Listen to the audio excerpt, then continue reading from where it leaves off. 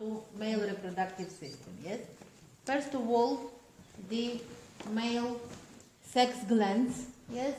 The paired organ, which we call testis, yes? And what happens in testis? The main function is production of male sex cells, sperm cells, and production of hormones, which we call androgens. The male sex hormones we call androgens. And we have the so-called genital tract, to which belong the seminiferous tubules which we have in testis. Then we will have the so-called tubuli recti. Tubuli recti, they form the rete testis. From rete testis starts ductuli efferentes. These ductuli efferentes continue into ductus deferens. Ductus deferens goes into vas deferens, then goes ductus ejaculatorius, and goes male urethra, which plays the, multiple function. Yes, it removes the sperm fluid and it removes the urine. Then, if we look again at schematic picture of the testis, so here, the structural and functional unit of testis is lobule. So, and what do we have in lobule? We have several lobules.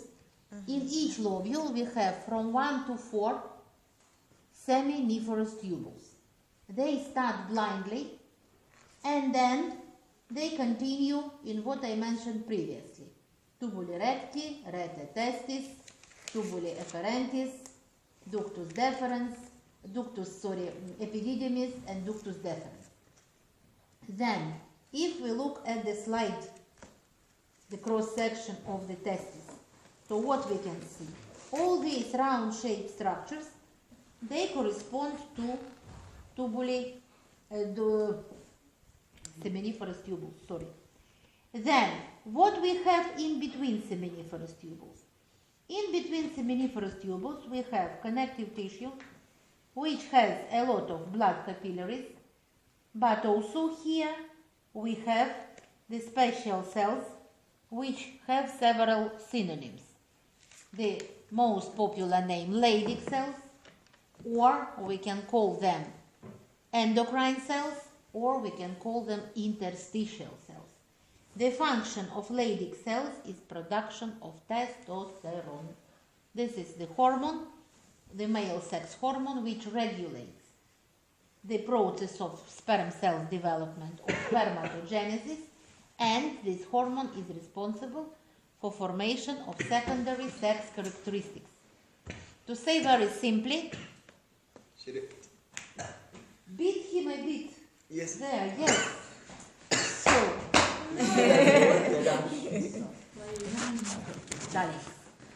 So, testosterone is responsible for formation of secondary sex characteristics. If to say simply, boys look like boys due to the influence, due to the role of testosterone.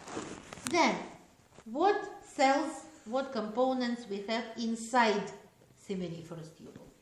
Inside seminiferous tubule we have two groups of cells.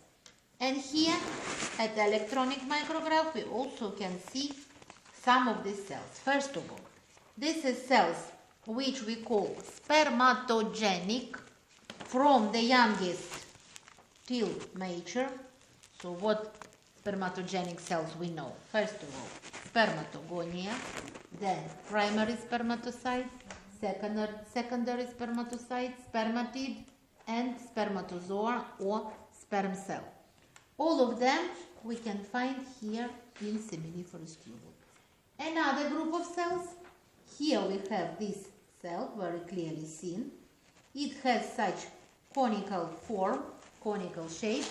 These cells we call Sertoli cells or supporting cells or sustentacular cells. These cells also play multiple functions. What do they do? First of all, they produce some hormones, one of which is androgen binding protein. This protein connects with testosterone, and due to this protein, the concentration of testosterone inside seminiferous tubules is much more higher than outside.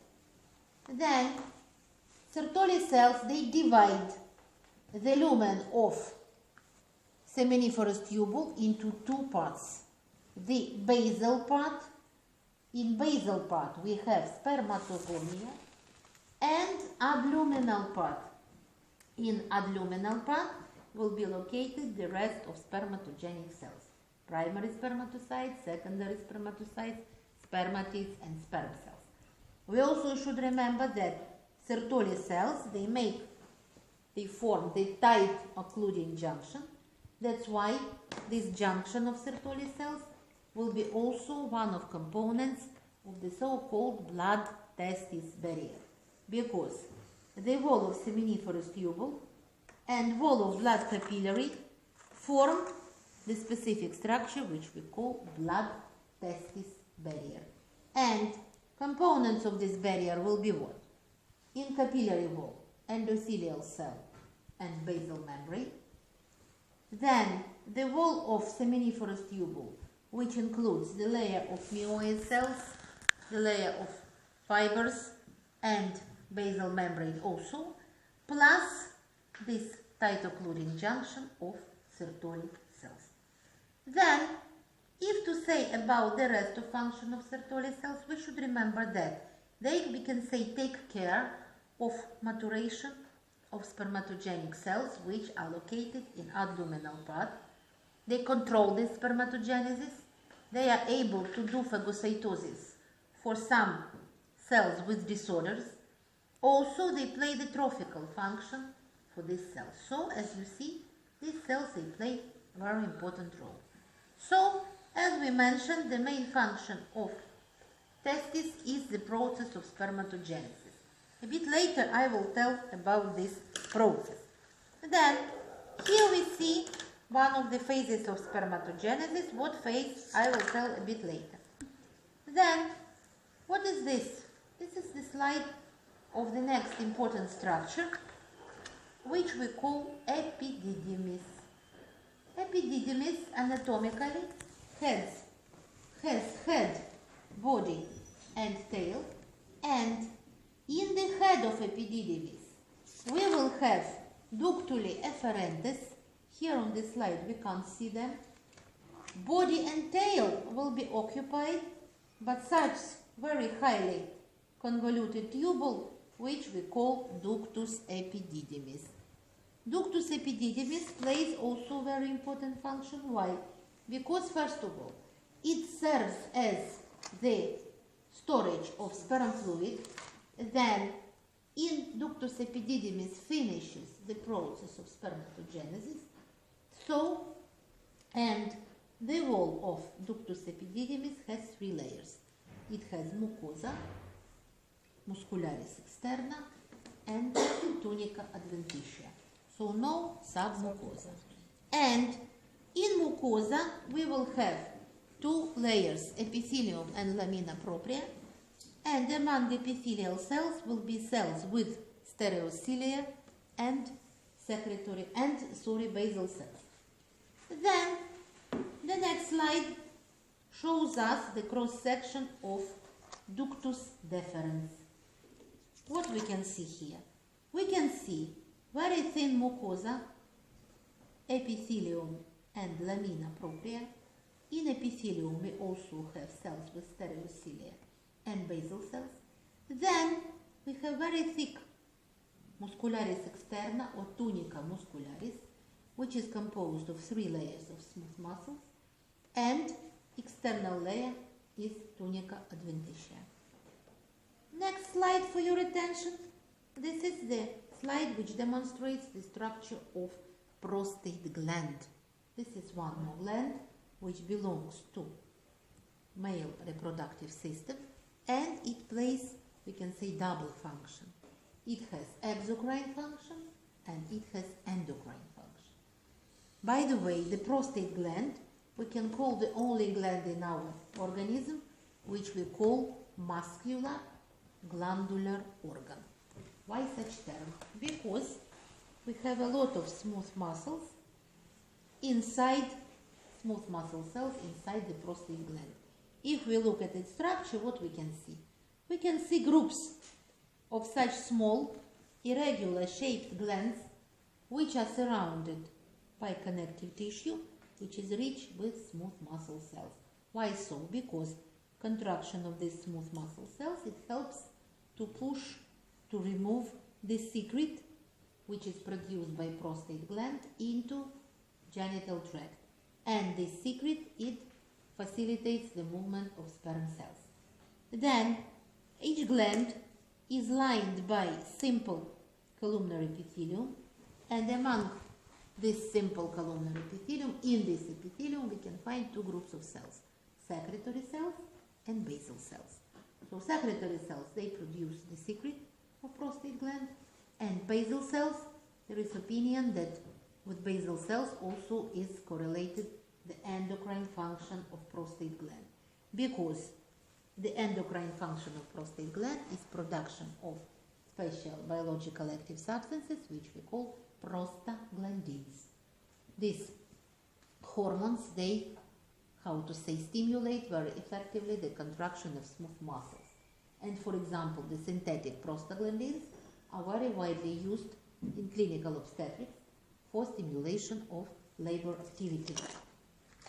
And coming back to this picture and coming back to the testis, what I want to mention also, few words about the spermatogenesis. So spermatogenesis is the formation of sperm cells, which begins in testis, usually beginning from the puberty, starting from, for example, 11, 12 years, something like that. And the result of sperm cell the result of spermatogenesis is the appearance of 4 major sperm cells out of 1 young spermatogonia. And if we speak about phases of spermatogenesis, so the first phase we can call the phase of proliferation, when spermatogonia intensively divide by mitotic division. Then we have phase of meiosis. Then we have the phase of maturation, and then we have the phase of formation. Phase of growth or meiosis, what is it? Through the phase of growth passes usually the cell which we call the primary spermatocyte, because spermatogonia, they divide and appear the spermatocyte. Primary spermatocyte, this is cell which contains still diploid number of chromosomes. And primary spermatocyte first goes through prophase of first meiotic division. This prophase includes 5 stages: leptoten, zygoten, pachyten, diploten, and diakinesis. The main result of this prophase is the crossing over, or the exchange of genetic material, exchange of homologic parts of chromosomes. Then cell goes through metaphase, anaphase, telophase. This is the first meiotic division, and appear the secondary spermatocyte. Secondary spermatocyte starts the second meiotic division, the result of which is the appearance of 4 spermatids. And these spermatids, they are round-shaped cells which go through the phase of formation, or we call this phase spermiogenesis. Passing through this phase, the cell goes through some changes. First of all, for example, inside of Golgi apparatus appears first big granule filled with lysosomal enzymes. This granule goes to one part of the nucleus, and here it starts forming the special cap. This cap will correspond later to acrosome. We know such organelle. Acrosome, this is very important organelle, yes, without which the process of fertilization is not possible. Then, as soon as future acrosome is located here, it will be future head of sperm cell. And cytoplasm starts moving to the opposite part. Then, in the opposite part of the nucleus, here it will be future neck. Here are located two centrioles, yes, proximal and distal. And starts appearing the tail, yes, tail. The base of tail is the so-called basal body, we can say, and, sorry, not basal body, but axoneme. And in the first part of it, in here, this axoneme will be surrounded by what? By special mitochondrial sheath. And this mitochondria later will go together with head and neck into the ovocyte. So, the result of spermiogenesis, this is the appearance of sperm cell which has head, neck and tail. It's able to move, and this cell will actively participate in the process of fertilization. Here, at the electronic micrograph, we also can observe the part of sperm cell, so the acrosome, the nucleus. Nucleus, I remind you, will contain what?